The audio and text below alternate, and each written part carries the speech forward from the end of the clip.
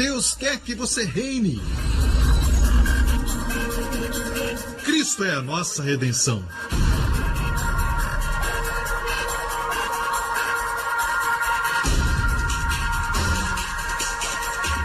Deus é justo e faz o pecador justo.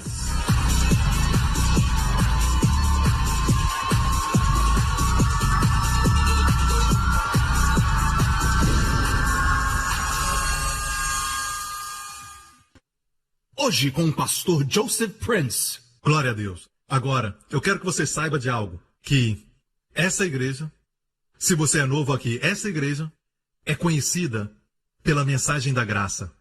Agora, nós falamos mensagem porque não existe um termo melhor. Nós sabemos que graça, na sua melhor definição, não é uma coisa, é uma pessoa. A pessoa de Jesus Cristo. Amém? E quando olhamos para a pessoa de Jesus Cristo, vemos o amor de Deus por nós. Porque a sua própria vinda à terra é um sinal claro dos céus que Deus não está irado com o mundo. Deus está esperando o mundo se reconciliar com ele. Que Deus não é impaciente conosco. Deus é paciente e bom. E o amor de Deus por nós acredita que somos melhores que isso. Deus acredita que você é melhor nessa manhã. Deus acredita que você vai ser melhor ainda nessa noite. Amém? Deus acredita que vai ser melhor ainda amanhã. E quando você acordar amanhã de manhã, vai ser melhor ainda. Aleluia! É dessa maneira que Deus nos ama. Mas o problema com todos nós é que nós estamos tão acostumados à escravidão que, sabe que existe uma história de quando os americanos vieram libertar os prisioneiros de guerra num certo acampamento, onde eles foram mantidos na escuridão e eles ficaram também presos na solitária. E muitos que estavam na solitária, quando saíram da solitária, e estiveram ali semanas, alguns até mesmo meses, certo? Seus olhos foram tão machucados pelo brilho do sol e a sua força, que a única maneira de aguentar era voltar para a escuridão. Quantos entendem isso? Então por quê? O amor de Deus é tão brilhante, tão forte, que nós estamos com medo de abraçá-lo e recebê-lo, porque não é que nos machuca, mas sim que estamos tão machucados. Não conhecemos nenhuma outra vida senão a de escravidão. Estamos tão acostumados com as correntes e algemas que nos movemos tão devagar que estamos acostumados com isso. Mas não fique acostumado com a sua fraqueza. Deus tem uma vida de plenitude para você. Amém? Não fique acostumado com a sua vida de escravidão, dizendo: esse é o meu vício. Deus tem uma vida melhor para você. Ele te ama muito e Ele é um pai. Ele é um pai para nós. E antes de compartilhar algo sobre aquilo que está no meu coração, hoje, eu quero falar algo que Deus falou comigo, um testemunho pessoal. Deus está nos chamando especialmente neste ano para colocar o nosso foco nos jovens. Os jovens de Singapura. Então, Deus falou comigo de uma forma muito forte que o seu coração está nos jovens. E logo após isso, alguns materiais de pesquisas vieram até as minhas mãos, dizendo que mais jovens em Singapura estão tendo mais experiências sexuais. Quantos aqui sabem que quando olhamos para o pecado, isso pode até pesar o seu coração?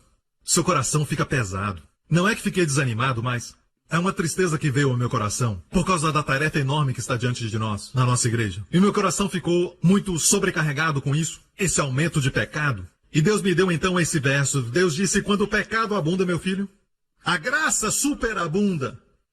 A graça superabunda. Ponto de exclamação.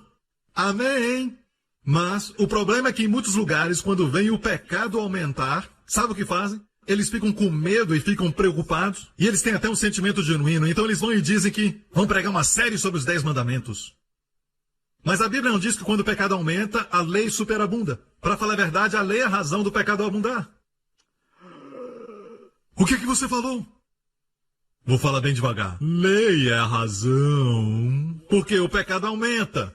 Amém? Se você olhar aqui em Romanos 5, verso 20, diz: veio porém. Nós colocamos assim para aqueles que têm problema na visão. Não tenho desculpa, ok?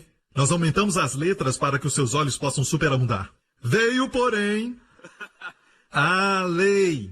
Então vamos ver por que Deus deu os 10 mandamentos. Se você perguntar para muitas igrejas, em muitos seminários e muitos cristãos, eles vão falar: para nós cumprirmos, para nós sermos santos, para Deus manifestar sua santidade. Mas O livro aos Romanos, que traz um fundamento sobre doutrina para todos os crentes, diz, porém veio a lei para que a ofensa aumentasse. A palavra mudasse aqui no grego é aumentar. Para que a ofensa aumentasse. Perceba então por que Deus deu os 10 mandamentos? Para que a ofensa aumentasse. Estranho. Por que Deus faria isso? Para que o mundo visse a necessidade de um Salvador. É mais ou menos assim. Às vezes você tem uma doença. E mesmo que essa doença venha sobre o seu corpo, mas não se manifeste, na verdade não importa. De fato é até mais perigoso se ela não se manifestar. E assim os doutores vão te dar um medicamento e até uma injeção para ver se existe uma reação ou não. É melhor que essa doença se manifeste? Para que você saiba que tem essa doença, eles mostram no raio-x para mostrar que você tem essa doença e ela se manifesta. Então o que a lei fez foi mostrar que temos pecado em nós, mas nós não sabemos dos perigos do pecado. Então a lei veio para trazer o pecado à tona. Quantos entendem isso? A lei manifesta o pecado na sua vida. Amém? Quanto mais você tentar cumprir a lei, mais você vai ver o seu pecado. E a prova está no fato de quando Deus deu os 10 mandamentos, a primeira coisa que vimos é o bezerro de ouro. Eles quebraram o primeiro mandamento. Então vemos que a lei veio. A lei veio. No grego foi acrescentada para que a ofensa, o pecado, aumentasse. Mas onde o pecado abundou, a graça superabundou. Mas quero que vocês saibam no original grego, a palavra abundou aqui não é a mesma para pecado e para graça.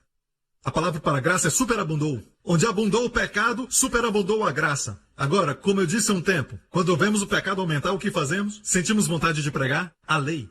Em muitos lugares, quando vem pecado aumentar nos jovens, eles pregam sobre a lei. Mas então por que o pecado aumentou? O pecado aumentou, diz o versículo anterior, porque a lei veio. A lei provoca o aumento do pecado. Então vemos o pecado aumentar, tentamos introduzir a lei. É como colocar lenha no fogo. Então qual é a resposta? A resposta está logo ali. Graça! Quando vê o pecado aumentar, graça! Superabunda! Amém? Quero te mostrar algo porque uma forma de manejar a Bíblia é assim. Você não pode misturar a Bíblia e as dispensações e sacudir tudo junto e... ok, eureka, ok? Não pode fazer isso. Ok, você deve interpretar todos os textos da Bíblia no contexto das dispensações onde estão. Por exemplo, se você olhar a história de Davi, não esqueça que Davi, apesar de parecer que ser um homem da nova aliança, Davi, na verdade, era um homem debaixo da lei. Então, quando descobre que ele pecou e Deus perdoou o seu pecado, ainda existiram consequências e punições. Não tem outra forma de dizer. Não pode dizer que foi disciplina. Foi punição. Quando seus filhos morreram, alguns dos seus filhos morreram. Sabe que quando as suas mulheres, algumas delas foram para o caminho da imoralidade, e isso pesou muito no coração do grande rei Davi. Mas todas as punições foram temperadas com a misericórdia, certo?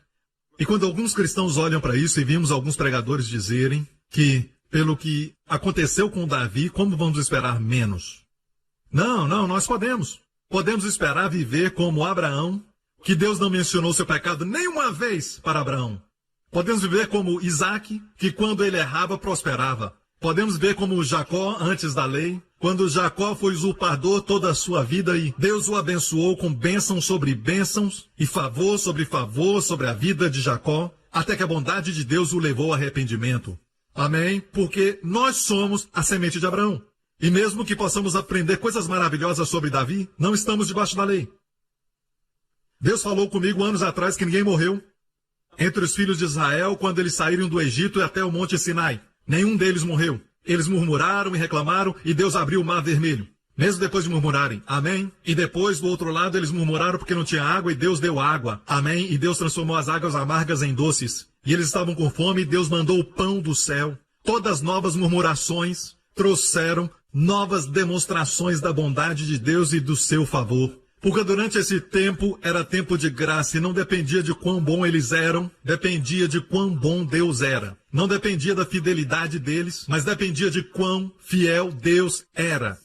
Amém? Então agora nós voltamos. A morte de Jesus nos fez voltar a esses dias de graça. Não para nos incentivar ao pecado, mas quando o pecado aumentou. A graça de Deus abundou muito mais. Ele abriu o mar vermelho. A graça abundou de uma forma superabundante. Amém? Então o pecado deles aumentou, eles murmuraram, certo? Não havia água e Deus trouxe água miraculosamente. Sua graça superabundou. Amém? Nós olhamos para a vida de Abraão, Isaac e Jacó como bons exemplos de pessoas que viveram na nova aliança, porque eles viveram antes da lei ser dada. Amém? Mas voltemos à história de novo. No Monte Sinai, quando Deus deu a lei, o que aconteceu? Fizeram um bezerro de ouro. Quando a lei veio, a ofensa abundou. Mas não somente isso, mas depois, os filhos de Israel, quando murmuraram, morreram, porque agora estavam debaixo de responsabilidades. Agora não dependia mais da bondade de Deus, mas agora dependia da sua bondade. Agora não dependia mais do favor de Deus, mas dependia da obediência à lei de Deus.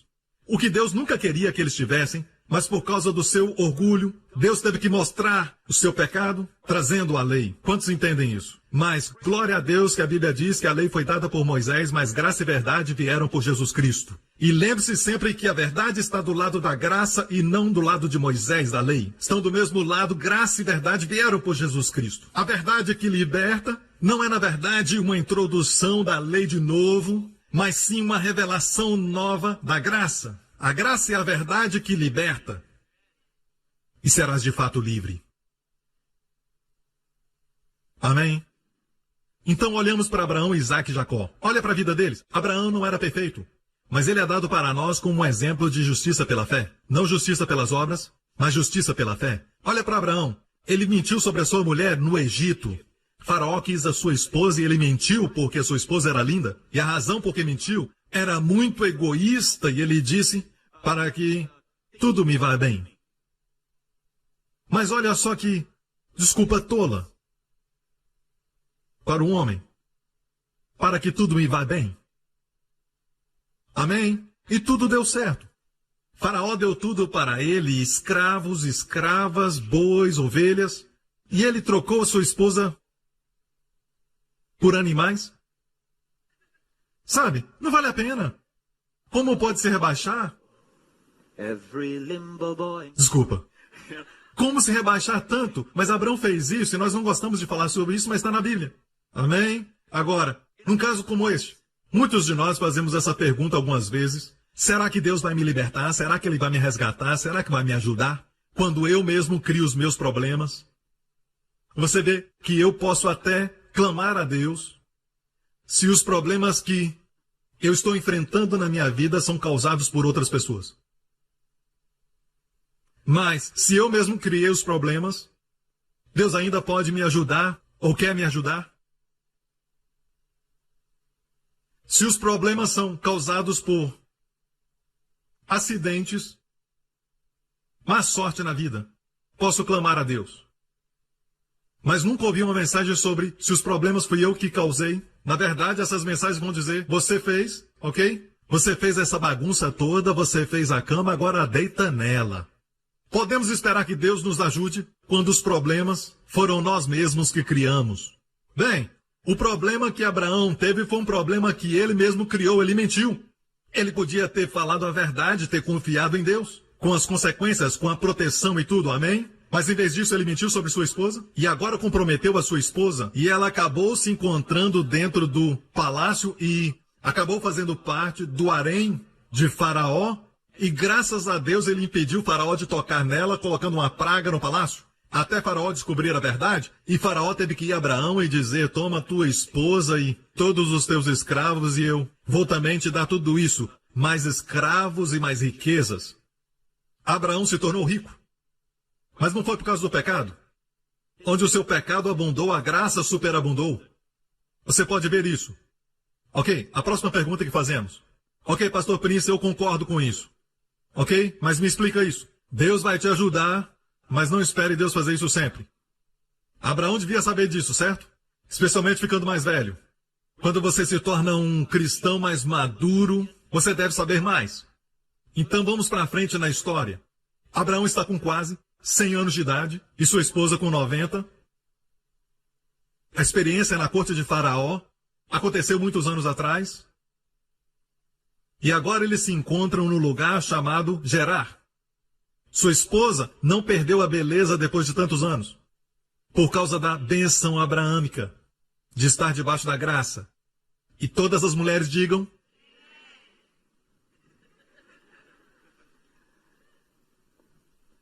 E o rei de Gerar, esse lugar chamado Gerar, Abimeleque, ele viu a beleza da esposa de Abraão, e aconteceu a mesma coisa. Amém? E lembre-se, todos que disseram, Deus pode livrar dos problemas que você mesmo causou, mas não peça para ele fazer isso de novo. É verdade? Abraão mentiu de novo. E agora, Abimeleque tem a esposa de Abraão, Sara, na sua casa. Antes dele tocar nela, Deus veio a Abimeleque num sonho. A primeira coisa que Deus fala para ele, você vai morrer. Ele diz o quê? Deus diz, essa é a mulher de um outro homem. Ele disse, Deus, na integridade do meu coração eu não sabia. E Deus disse, por isso que eu vim no sonho, para te avisar. E ele então chama Abraão e diz, o que é isso que você fez? E ele diz, toma tua esposa e vá. E mais uma vez, Deus livrou Abraão. Deus tinha que ter aparecido para Abraão num sonho e dizer, você vai morrer.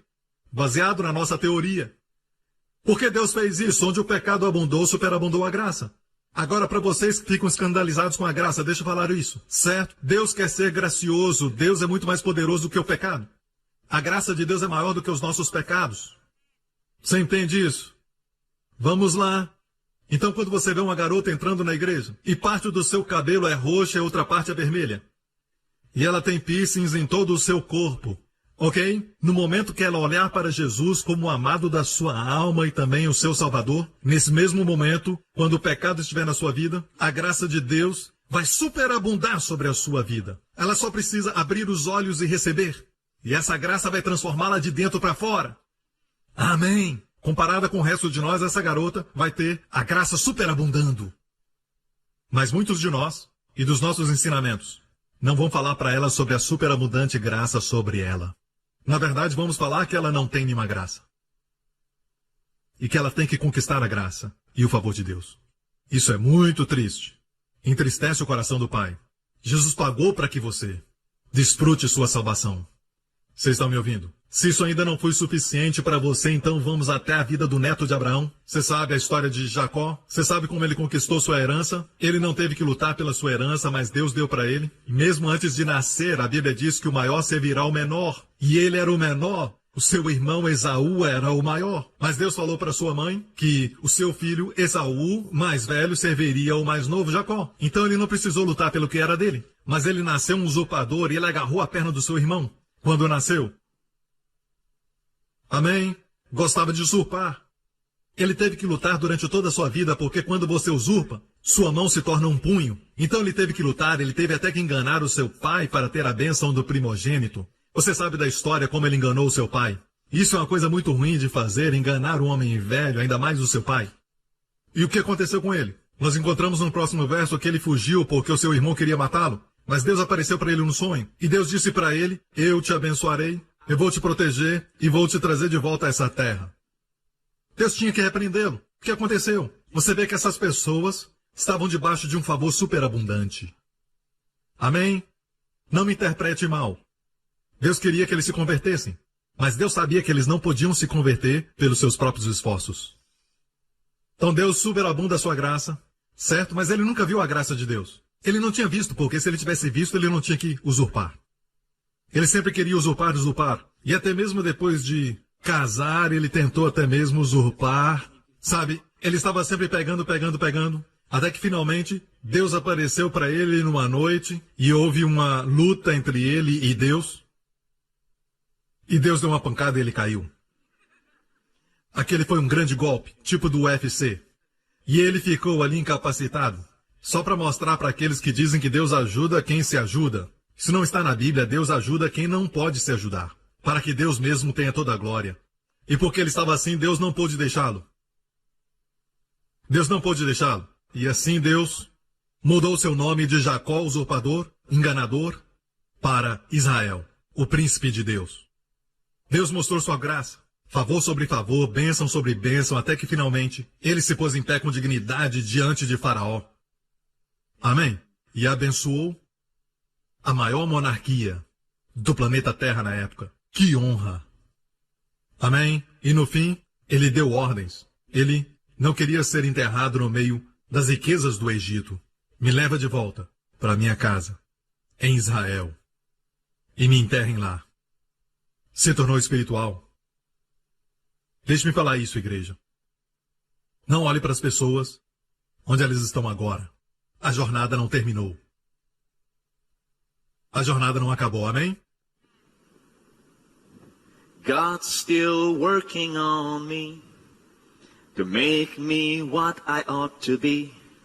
It took him just a week to make the moon and stars, the sun and the earth and Jupiter and Mars. How loving and patient he must be. He's still working on me and you. Nós esperamos mudanças repentinas, mas Deus é paciente e bom. Amém? Pastores querem transformação instantânea, mas Deus é bom e paciente. E Ele espera, e é longânimo, e Ele é bom enquanto espera. Glória a Deus. Agora quero trazer um pouco da doutrina para ajudar você a entender um pouco dessa verdade. Quantos se alegram? Quando você abre o jornal e você vê o pecado aumentando e o seu coração se entristece, lembre-se disso, quando o pecado aumentar, a graça vai superabundar. Amém? Deixe-me dizer isso. Todo pecado é resultado da falta de entendimento do seu papel e do papel do Pai na sua vida. Porque quando as pessoas não conhecem Deus, elas vão ao pecado. Você não precisa disso. Amém? Deixe-me dar um segredo agora mesmo, para fazer com que o pecado perca o poder na sua vida. Vai te abençoar. Você está pronto? Você está pronto? Quantos de vocês aqui já ouviram as pessoas compartilharem sobre estarem mortos para o pecado? Quantos já ouviram que devemos morrer para o pecado? Muitos aqui. Eu sei porque eu vim de uma igreja que falava também que devemos morrer para o pecado. E o que eles querem dizer é que devemos morrer para o pecado no nosso pensamento, palavras e ações. Certo? Agora, se isso fosse verdade, se isso fosse fato, mas você pode levantar a sua mão, qualquer um aqui, que já morreu completamente para o pecado, em pensamentos, palavras e ações? Nenhum de nós. Nenhum de nós. Então tem que haver alguma coisa a mais. Que essa frase, morto para o pecado, significa. Vamos olhar uma passagem da Bíblia que é doutrinária. Então me siga agora, para que você possa entender a verdade desse verso, porque vai te libertar. Romanos 6. Porque quando morremos, ficamos libertos do pecado. Quando morremos com Cristo, ficamos libertos. A palavra liberto aqui no grego é justificado do pecado. Justificado do pecado. Você já observou as pessoas mortas? Elas não respondem. Quando você vai ao cemitério e a pessoa está no túmulo, na sepultura, você grita e você xinga todos os nomes, não tem resposta. Ele não se levanta. Você pode até chutar o túmulo, ele não se levanta. Sabe? Ele não se levanta e vem te bater. Sabe? Por mexer com os meus ossos. Ele não faz isso, faz. Uma pessoa morta não tem resposta. Mesmo você o elogiando, não tem nenhuma resposta. Ele não se orgulha. Amém? A Bíblia diz que estamos mortos com Cristo. Como é que estamos mortos? Vamos, então, ler. Ora, se já morremos com Cristo, cremos que também com Ele viveremos, sabendo que tendo Cristo, olha isso agora, ressuscitado dentre os mortos, já não morre. Quem é que sabe que Cristo está agora à mão direita de Deus? Um dia desses Ele vai se levantar e vai voltar com todos os anjos e arcanjos, e Ele virá para nós e vamos ter um novo corpo que nunca se envelhece, que nunca mais vai ficar doente e nunca vai morrer. Por quanto tempo? Para sempre. Until the 12 of never. That's a long, long time. E por muito tempo, por toda a eternidade, vamos ser saudáveis e jovens. Amém? E melhor ainda, não iremos morrer. Mesmo correndo na carruagem de fogo, não poderá morrer. Quantos sabem que Cristo não pode morrer nunca mais? Ele morreu uma vez. Tendo Cristo ressurgido dentre os mortos, já não morre mais. A morte não tem mais domínio sobre ele. Quando passamos para o outro lado, não existe mais morte. A morte só está desse lado. Amém? Mas pastor, isso é verdade sobre Jesus. Vamos ler. Próximo verso. Pois quanto a ter morrido, morreu para o pecado. Quantas vezes? Fale bem alto. De uma vez por todas. Mas a vida que ele vive, vive para Deus. Da mesma forma, considerem-se. Da mesma forma, isso quer dizer o quê? Da mesma maneira. Em qual maneira? Da maneira que Cristo morreu para o pecado. Como Cristo morreu para o pecado? Uma vez por todas. Próxima pergunta que devemos fazer. Em qual sentido ele morreu para o pecado? Ok? Porque diz da mesma forma, da mesma maneira que Cristo experimentou tudo isso, do mesmo jeito, considerem-se mortos para o pecado. mas vivos para Deus em Cristo Jesus, nosso Senhor. Aleluia! Agora a palavra considerem-se vem da palavra grega logizomai. Logizomai. E na minha Bíblia eu tenho uma anotação que fala sobre logizomai e vem de Teia ou de uma das Bíblias de estudo e diz assim, logizomai, que é a palavra considere-se. A palavra grega para considerem-se. Essa palavra lida com a realidade. Se eu logizomai ou considerar que na minha conta de banco tem $25, então tem $25. De outra maneira, eu estou enganando a mim mesmo. Esta palavra se refere a fatos, não suposições. Então não está dizendo que se eu considerar por muito tempo vai acontecer. Não, não. Você considera algo porque é. Eu me considero um homem porque eu sou. Certo? Isso é logizomai. Então logizomai é baseado em fatos, não suposições. Agora, diz o quê? Da mesma forma, considerem-se mortos para o pecado, mas vivos para Deus em Cristo Jesus, nosso Senhor.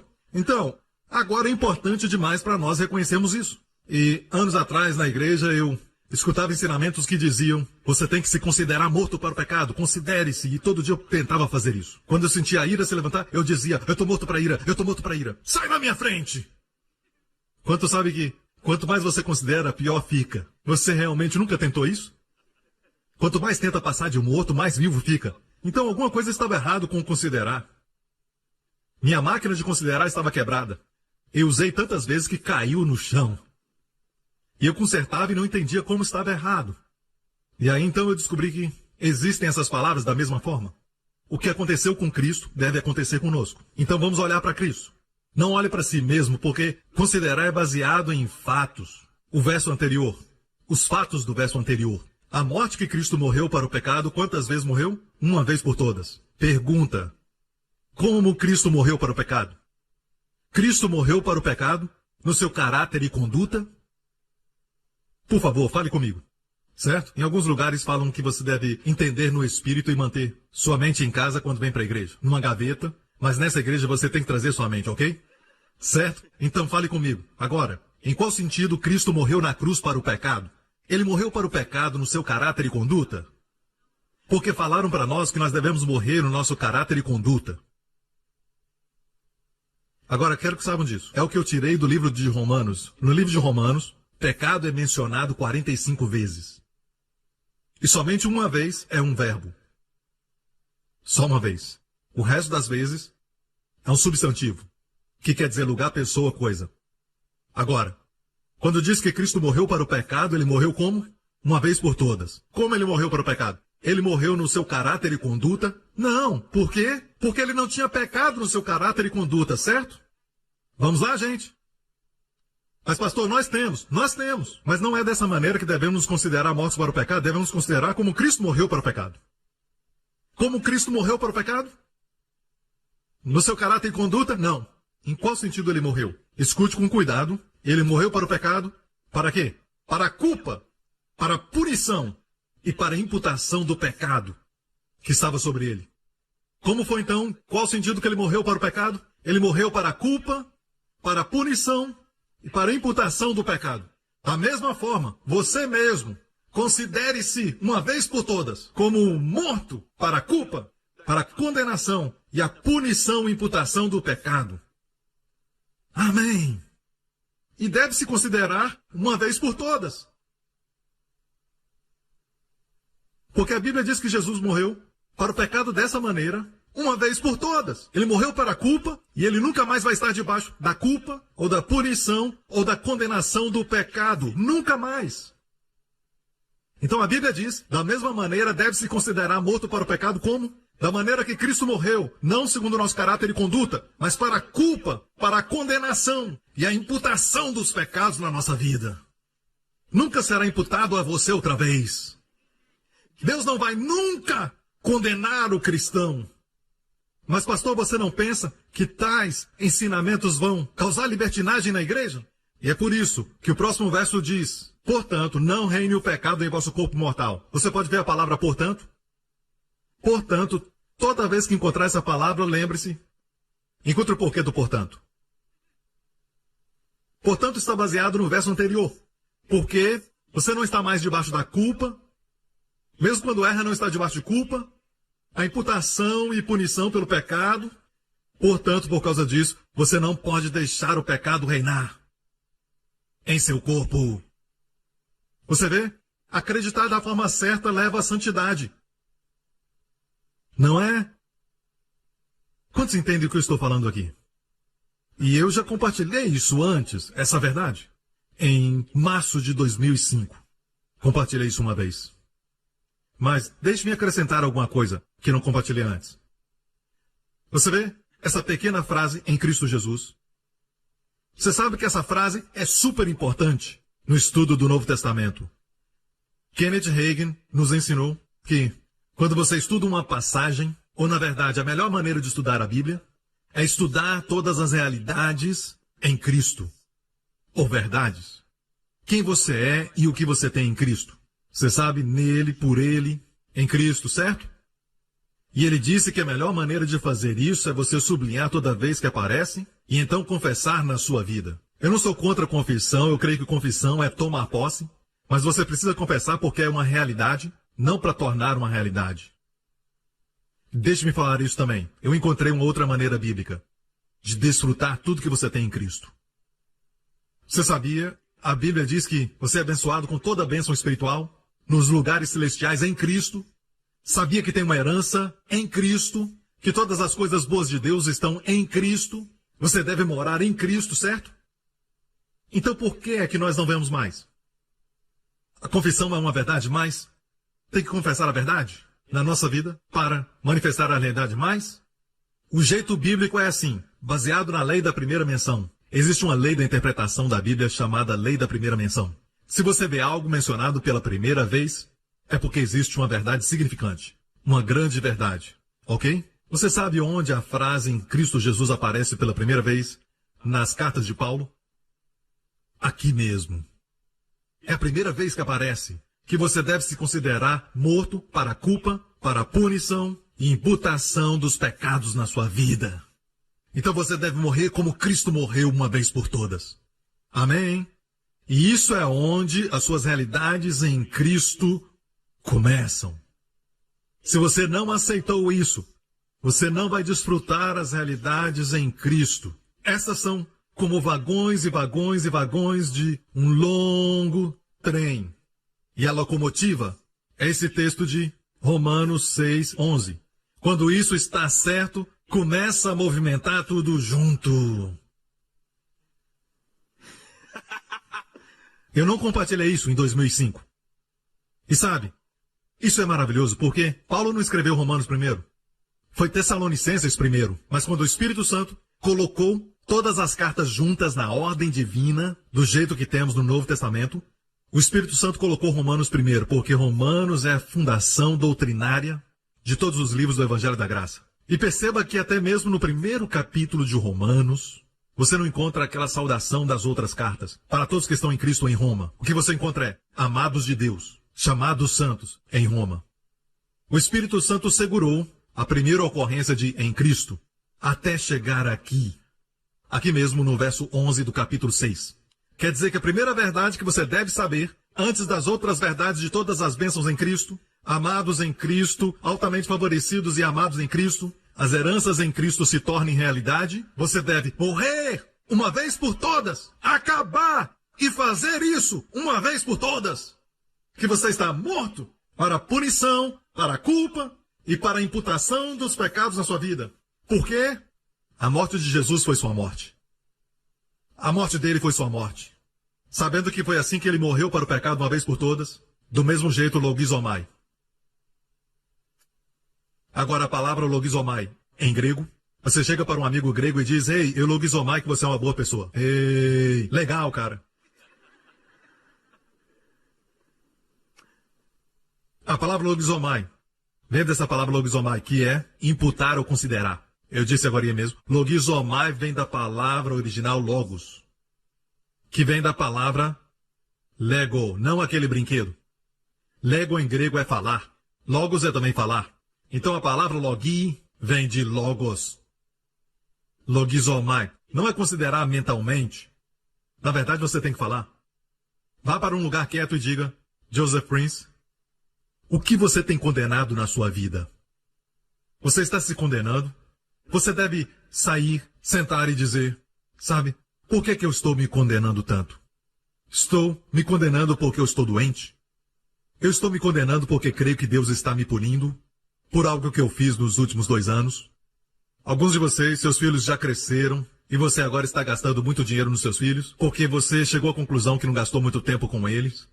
E agora você está gastando com eles, bajulando, e você não está nem aí, sabe por quê? Você está fazendo isso por se sentir culpado. Existe condenação. E condenação mata. Realmente mata. Quando eu vejo cristãos, não todo mundo, certo? Mas quando eu vejo crentes debaixo da maldição, da pobreza, deprimidos, sempre doentes, uma das áreas que eu observo não é do pecado, mas sim da condenação. Amém? Não é porque são maus cristãos, mas sim porque receberam condenação nas suas vidas. Você sabe o que é condenação? Sentença divina. A Bíblia diz que agora, pois, não há nenhuma condenação para aqueles que estão em Cristo. E por falar nisso, essa é a segunda vez que a realidade em Cristo aparece. Não há condenação. Aleluia! Ponto de exclamação. Letras maiúsculas. Não há condenação! Letras maiúsculas. Para aqueles que estão em Cristo. A primeira vez que em Cristo aparece, você está morto para culpa e condenação. Quer dizer que Deus nunca vai te condenar ou te punir pelo seu pecado. E então agora nós podemos entender a história de Abraão. Podemos entender Isaac, podemos entender Jacó. Eles viveram antes da lei. Se eles estivessem debaixo da lei, experimentariam o que Davi experimentou. Perdoado, porém punido.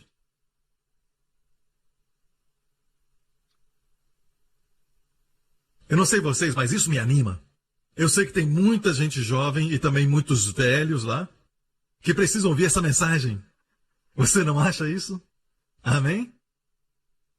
E se você está aqui e você diz, pastor, é por isso que eu digo para as outras pessoas que a minha esposa não atende às minhas necessidades e é por isso que eu estou com essa outra mulher? Tudo que eu posso dizer para você, vem aqui. Puxa!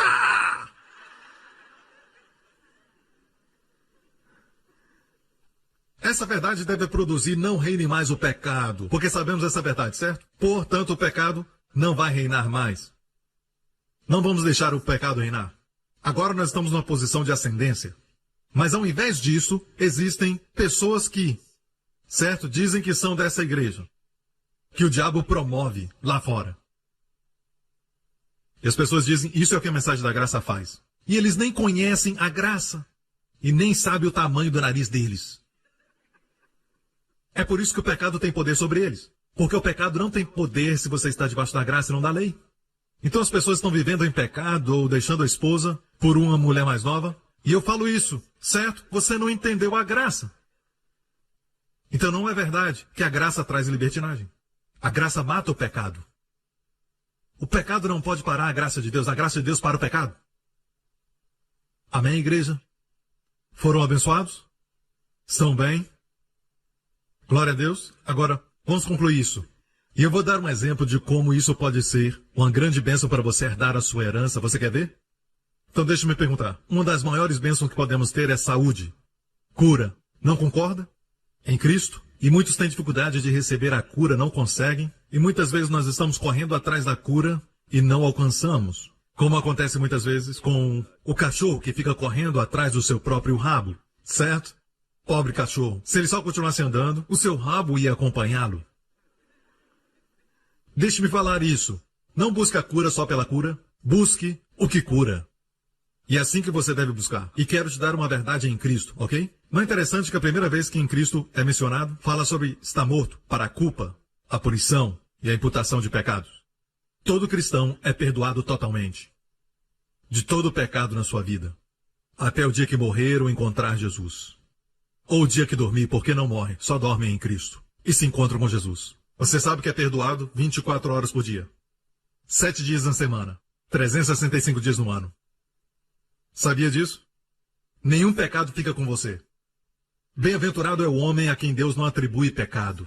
Não quer dizer que você não peca. Como eu disse, ainda temos o combate da fé Ainda precisamos aprender a andar com Deus, mas graças a Deus que quando pecamos, não é atribuído a nós. Você está morto para a culpa, para a punição do mesmo, no corpo de Cristo. Eu quero mostrar para você por que isso é importante, ok? De todos os versos sobre cura, de todos sobre saúde, qual é o mais famoso de todos? O Espírito Santo fez esse verso famoso. No mundo cristão. Certo? Qual é o verso de cura que é o mais famoso? Muito bom. Pelas suas feridas, nós fomos sarados. A primeira vez que aparece é quando fala da obra de substituição de Jesus Cristo em Isaías 53. Mas onde você encontra esse verso no Novo Testamento?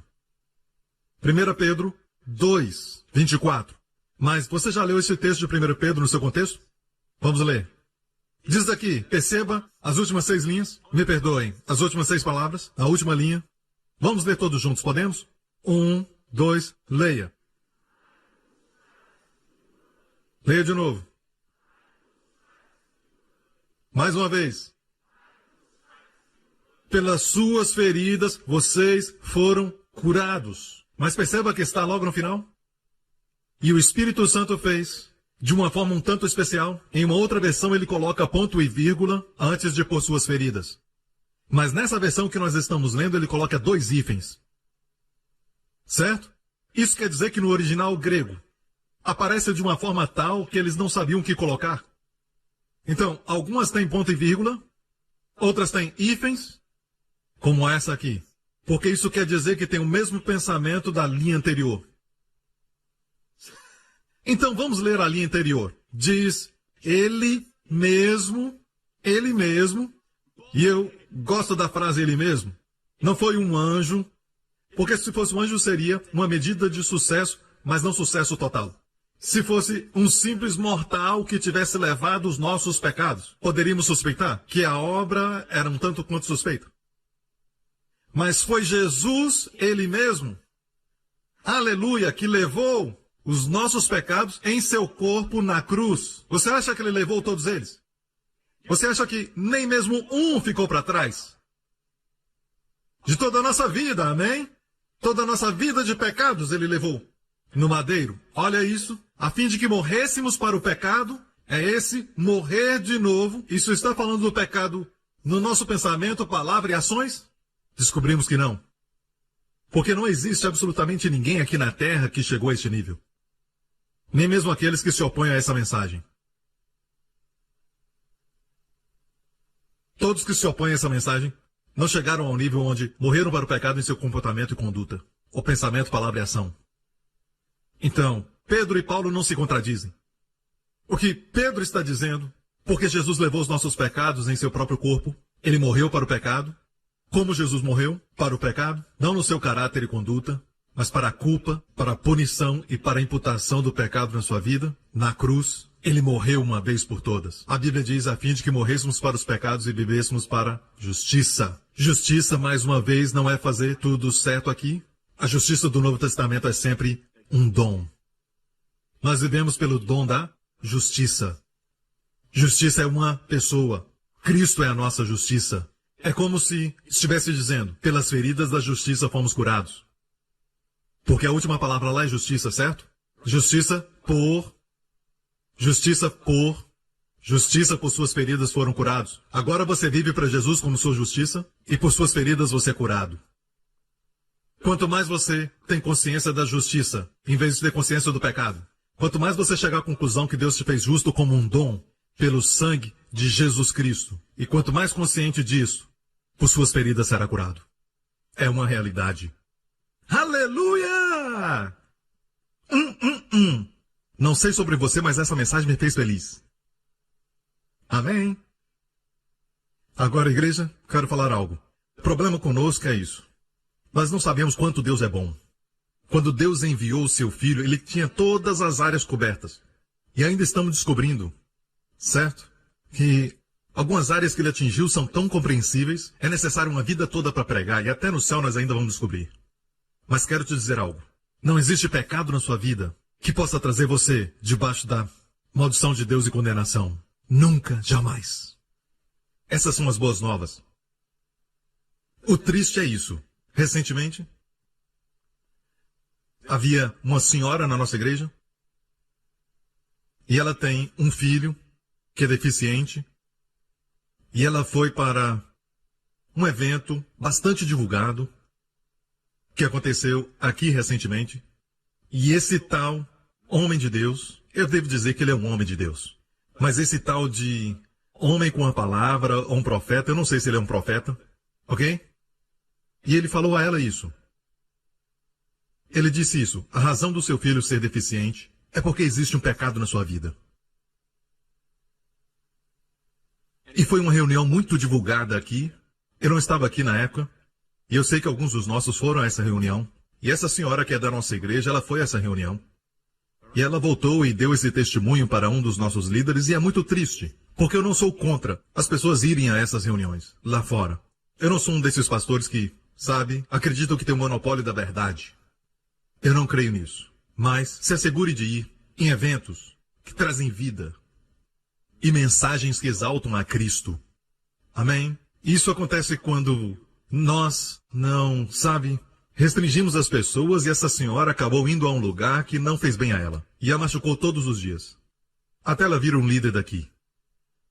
Deixe-me falar isso. Qualquer profeta e qualquer um que vem até você e diz que tem pecado na sua vida. E é por isso que você está sofrendo esses problemas. Deixe-me falar isso. Você também pode olhar para ele e dizer: tem pecado na sua vida, eu não sei o que é. Isso está fazendo você falar besteira. Deixe-me falar isso. Portanto, não há nenhuma condenação para aqueles que estão em Cristo. Se eu fosse ministrar para essa senhora, eu diria: irmã, você sabe o quanto Deus te ama? Vamos encontrar as áreas de condenação. Você está recebendo condenação. Condenação é uma sentença divina. Doenças são sentenças divinas.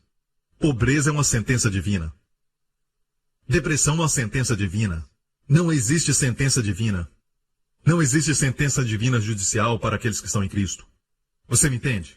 Mas se você recebe condenação, você recebe sentença divina na sua vida, que Deus não quer que você tenha. Uma coisa é você ser perdoado da acusação legal. Todos os crentes são perdoados da sua culpa legal diante de Deus. De acordo com Deus, você não é culpado para Ele mais, pelo sangue de Jesus. Mas existe algo chamado acusação própria. A legal é uma coisa, mas existe acusação própria. E a acusação própria pode matar. A acusação própria pode trazer doenças. Mas justiça cura. Justiça traz vida. Amém? Houve uma outra senhora, e ela foi a uma certa reunião no ano passado, e ali havia um tal de profeta, entregando profecias. E ele ficava ali profetizando e as pessoas faziam filas, um após o outro, um após o outro, após o outro. E chegou a vez daquela senhora e ele disse para ela, e o marido ou alguém da família tinha acabado de morrer de uma certa enfermidade. E ela foi e falou para ele. Ele não recebeu pela palavra de conhecimento. Ela disse que o marido ou alguém da família morreu de uma doença. E ele olhou para ela e disse, a razão porque ele morreu dessa doença é porque tem pecado na sua família.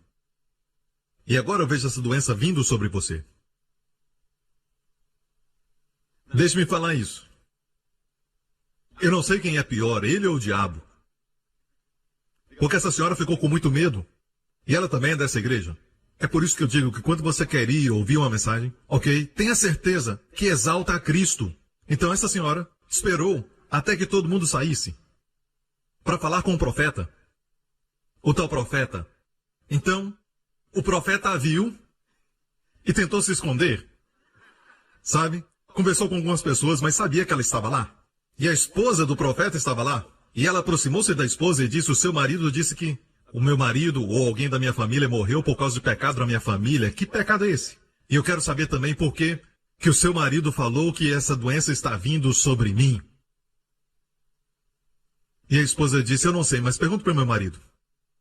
Ela disse alguma coisa antes, mas eu não me lembro. É melhor perguntar ao meu marido, e o marido veio. O que você quer dizer com isso? Ela disse. Ele disse, eu não sei. O senhor falou comigo, falei para você. Existe sempre uma desculpa. Que as pessoas se escondem atrás dessa frase.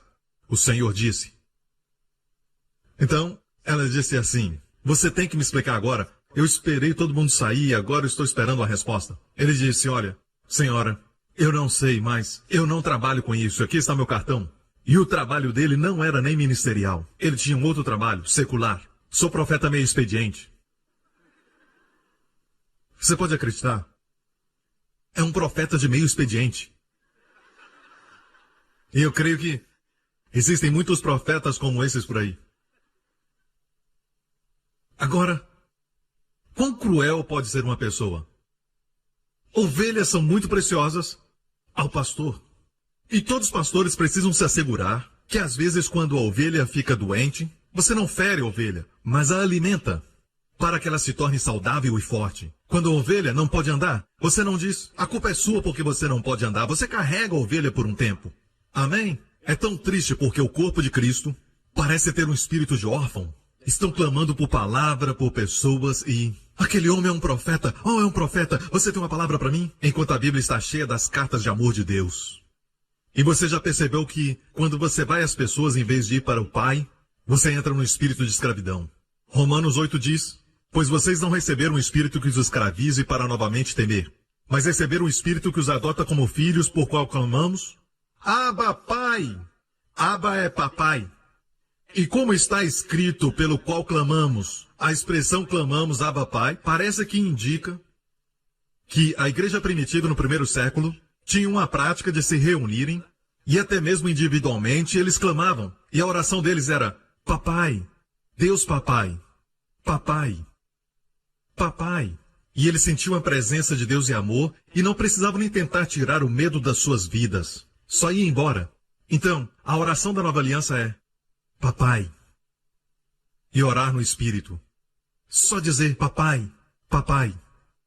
Ontem à noite, quando eu estava meditando nisso, me preparando para essa mensagem, eu estava dizendo no meu quarto, papai, papai. E parecia que sua presença estava sobre mim. Papai, o espírito de adoção vem. Não tem mais o espírito de órfão. Muitos crentes estão andando com o espírito de órfão, quando na verdade são filhos do Deus Altíssimo.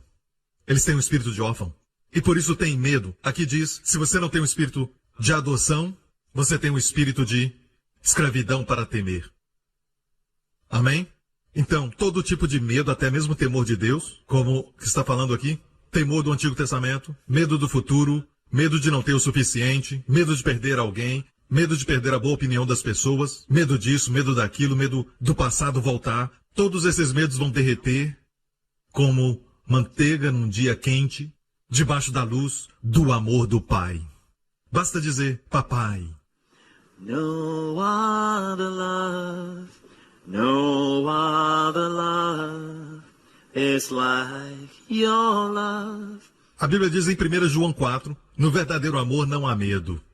Porque o amor do Pai, o amor verdadeiro é o amor do Pai. A palavra verdadeiro no grego diz completo, eu amo isso, completo em todos os sentidos. Um amor que é completo em todos os sentidos. Quando você tem esse amor, você vai estar equipado em todos os sentidos. Amém? O perfeito amor expulsa o medo. Essa palavra expulsa é a mesma palavra usada quando Jesus expulsou os demônios. Vai expulsar o medo. Aleluia! Porque medo tem tudo a ver com castigo. Isso é muito bom na NVI. Medo tem tudo a ver com castigo. Então sabe de uma coisa, não há mais castigo. Mas pastor, eu errei. Abraão também. E não houve castigo. Mas sim um favor abundante. Vamos abalar Singapura com essa mensagem. Dos mais novos aos mais velhos. E até os meia-idade. Vão ser abençoados com isso. Aqueles que estão na meia-idade. Amém? Sabe? Deixe-me contar uma história. Era uma vez um casal, um professor de seminário e a sua esposa, e os dois estavam em férias numa certa cidade no Tennessee. E ele estava esperando com ansiedade por um tempo de quietude, sabe, longe dos barulhos, só para passar um tempo com a sua esposa e ter um tempo para relaxar. E estava tomando um café da manhã num restaurante, nessa pequena cidade no Tennessee. E ele percebeu um homem com um chapéu, um ancião andando dentro do restaurante, indo de mesa em mesa, conversando com as pessoas. Conversando com as pessoas. E ele disse para sua esposa, eu espero que ele não venha aqui. E assim que ele falou, o homem veio à sua mesa. E o senhor o perguntou, de onde vocês são? E eles responderam, nós somos de Oklahoma. E ele disse, um bom lugar? E ele perguntou, o que traz vocês aqui? E ele respondeu, eu sou professor de seminário. Oh, você ensina pregadores pregar? E ele pegou uma cadeira e disse, deixe-me contar uma grande história. E ele disse, é tudo que me faltava no seu coração. Mais uma ilustração daquelas. E então este homem ancião começou a compartilhar com eles. E ele disse, olha para fora do restaurante, aquelas montanhas. No pé daquela montanha tem uma cidade. Anos atrás havia um garoto lá. E aquele garoto veio de uma família um tanto quanto desestruturada. E seus pais não eram casados. Sua mãe era solteira quando ele nasceu. E porque era uma cidade pequena, todo mundo sabia que o garoto tinha nascido assim. E todos os fofoqueiros e as pessoas da cidade começaram a fazer fofocas e tentavam descobrir quem era o pai. Enquanto ele crescia, todos comentavam quem será que é o pai. E alguns tiveram até a audácia de perguntar para o garoto. Na época, quando ele estava crescendo, quem é seu pai? Como se ele soubesse quem era o seu pai. Muito cruel, não é? E você sabe, naquela cidade todo mundo ia para a igreja, porque se você faltasse, todo mundo sabia. E esse garoto também ia para a igreja, e ele chegava bem atrasado, depois de todo mundo, sentava lá atrás, e ele saía bem cedo, para que ninguém o perguntasse quem é o seu pai. Quando ele tinha 12 anos de idade, um novo pastor assumiu aquela igreja. E o pastor, sendo novo, ele fez a oração final bem cedo e terminou o culto bem cedo. Certo? E o garoto foi pego, saindo com o povo. Ok? E o novo pastor, como era de costume, ia para a porta e ficava cumprimentando as pessoas. E ele passou pelo garoto e cumprimentou o garoto dizendo, ei, menino, onde está o seu pai? Ele não conhecia a história e todos ficaram... Todo mundo em volta ficou... E os fofoqueiros ficaram, vamos ouvir. Quem é o pai? Talvez ele vá falar para o novo pastor. E o garoto ficou envergonhado. 12 anos de idade, ficou envergonhado e ficou tremendo um pouquinho. E o homem de Deus, no meio do povo, ele sentiu que havia uma coisa errada. E o Espírito Santo falou através dele dizendo, espera um pouco, eu sei com quem você se parece, ele disse. Eu sei quem você é um filho de Deus, ele disse. E você tem uma grande herança, então saia hoje e vá lá e tome posse. E o garoto, com um sorriso tão grande no seu rosto como ninguém nunca viu antes, certo? Ele sorriu para o pastor e saiu daquela igreja, alegre com a sua cabeça erguida. Eu sou um filho de Deus. E o ancião disse, não é uma grande história? E naquele momento o professor de seminário foi tocado e disse, é uma grande história. E aquele ancião se levantou, começou a andar, mas voltou e disse, sabe, se aquele pastor nunca tivesse falado comigo que eu sou um filho de Deus, eu nunca teria conquistado nada na minha vida. E ele foi embora. E então, o professor e sua esposa ficaram perguntando, quem é esse homem? Eles chamaram a garçonete e perguntaram, quem é esse homem que estava andando e conversando com as pessoas? Vocês não o conhecem, ele é tão famoso, ele era o antigo governador do Tennessee. Essa história foi tirada da autobiografia de Ben Hoover, o governador do Tennessee. E isso é o que acontece quando você recebe uma revelação, que você é um filho de Deus. Você não tem mais aquele espírito de órfão. Amém. Vai fazer de você um vencedor na vida.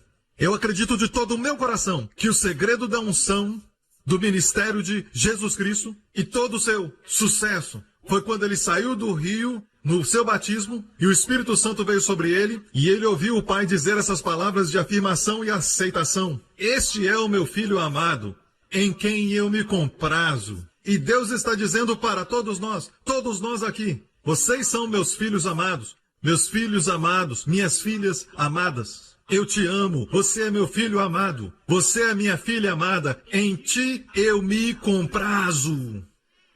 Receba essas palavras no seu coração e você vai conquistar, você vai ter sucesso. Amém.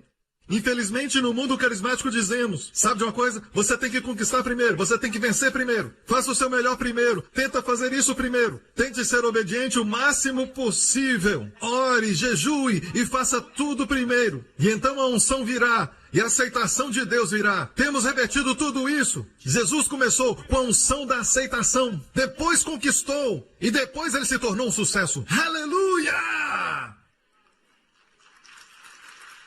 Amém? Infelizmente, Deus trouxe Israel, querendo adotá-los como filhos. Ele disse, do Egito tirei o meu filho. É a lei da dupla referência. falando sobre Jesus e Israel. Ele tirou Israel da escravidão para a adoção. Mas então Israel adorou outros deuses. E do espírito de adoção foram o espírito de escravidão. E é assim que estão muitos crentes. Eles não perdem a salvação. Você ainda é um crente. E ele te tirou do espírito de órfão, chorando nas trevas, para um espírito de adoção. E então a única oração que você ora, todos os dias, sem se preocupar em orar 3 horas, nem mesmo em orar 1 hora. Faça essa oração durante o dia. Papai. E também ore no espírito. Diga, Deus Papai, fé vai chegar. Suprimento vai chegar. Favor de todos os lados. E você vai saber que é salvo. Você olha para todos em volta, certo? Em qualquer rua onde você estiver, e começa a pensar, o papai me ama. O Deus do universo é meu pai. E ele nunca mais vai me condenar. Ele deu seu filho por mim. No other love, no other love, no other love is like your love. No other love, no other love, no other love is like your love. Amém? Vivam a vida consciente de que é amado. O dia inteiro hoje, seja consciente de que você é amado. Não é mais um na multidão. Você é amado de Deus. E de vez em quando, escute no espírito. Com seus ouvidos espirituais, escuta Deus dizer, você é meu filho amado. Você é minha filha amada. Em quem eu me comprazo. E creia. Acredite. Mas essas palavras foram ditas para Jesus? Não. Estamos em Cristo. Foi falado em voz audível para você saber. Você é meu filho amado, em quem eu me comprazo. Amém? E de repente você descobre que não precisa afirmação dos outros. Ninguém pode te controlar mais. Você não precisa alguém que diga para você, você é um cara legal. Amém? Você é abençoado.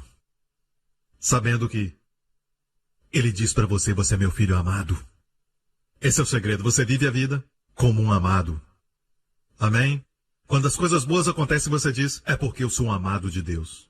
E se as ruins acontecerem, você diz, vai passar porque eu sou o amado de Deus. Eu vou sair disso porque eu sou o amado de Deus. Amém?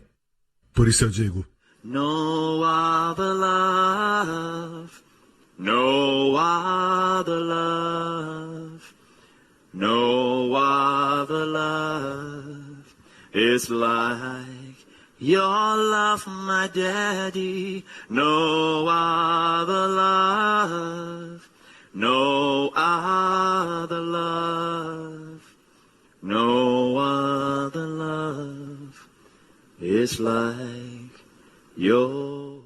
Obrigado por sintonizar no programa de hoje. Esperamos que tenha sido uma bênção para a sua vida. Para mais informações sobre o programa da Igreja New Creation, acesse o site ncctv.org.sg.